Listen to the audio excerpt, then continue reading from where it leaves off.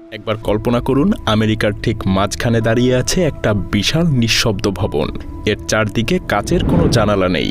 সন্ধ্যা নামলেই পুরোটা কালো ছায়ায় ঢেকে যায়, যেন একটা অদ্ভুত দুর্গ। নাম তার 33 থমাস স্ট্রিট। বাইরে থেকে দেখলে সাধারণ মনে হতে পারে, কিন্তু বছরের পর বছর ধরে এই ভবনকে ঘিরে রহস্য আর গুজবের শেষ নেই। কত মানুষ যে পাশ দিয়ে হেঁটে গেছে, কেউ কল্পনাও করতে পারেনি যে এই গোপন দেয়ালের ভেতরে কি ঘটে। ঠিক যেমন আপনারা দেখেন মায়াজালের ভিডিওগুলোতে, কিন্তু এর পেছনের মেকিং, রিসার্চ আর 11 মিলিয়ন সাবস্ক্রাইবার গড়ার স্ট্র্যাটেজিগুলো থাকে পর্দার আড়ালে।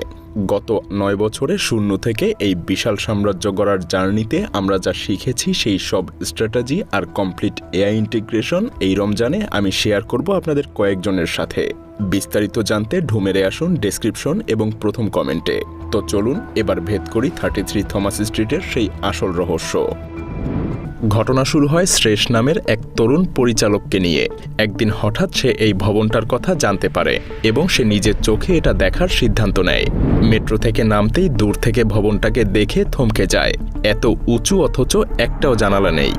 শ্রেষ পথচারীদেরকে জিজ্ঞেস করতে থাকে যে আপনারা কি জানেন এই বাড়ির মধ্যে কি আছে? বেশিরভাগ মানুষই মাথা নেড়ে বলে হয়তো কোনো ডেটা সেন্টার বা রহস্যময় অফিস হবে হয়তো। অবাক করা ব্যাপার হলো, এই কংক্রিটের গোপন ঘরের নির্মাণ হয়েছিল 1969 থেকে 1974-এর মধ্যে। প্রায় 170 মিটার উচ্চতার এই ভবনের ভিতরের পরিবেশ মানুষের জন্য না, বরং মেশিনের জন্য সাজানো।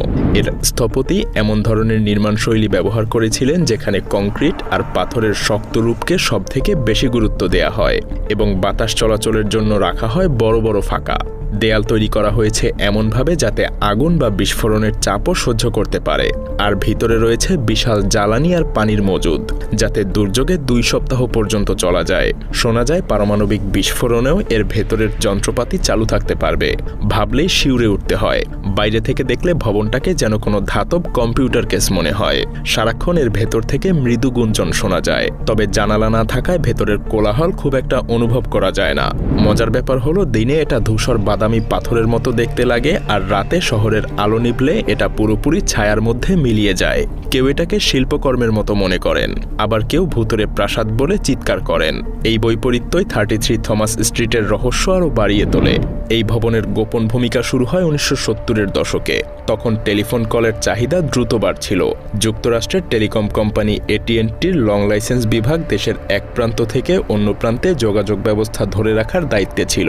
তাদের জন্য দরকার ছিল শক্তিশালী একটা সুইচিং কেন্দ্র, মানে যেখান থেকে লাখ লাখ ফোন কল এক জায়গা থেকে আরেক জায়গায় পাঠানো যাবে। 33 থমাস স্ট্রিট ঠিক এমনই একটা কেন্দ্র হিসেবে নির্মিত হয় এবং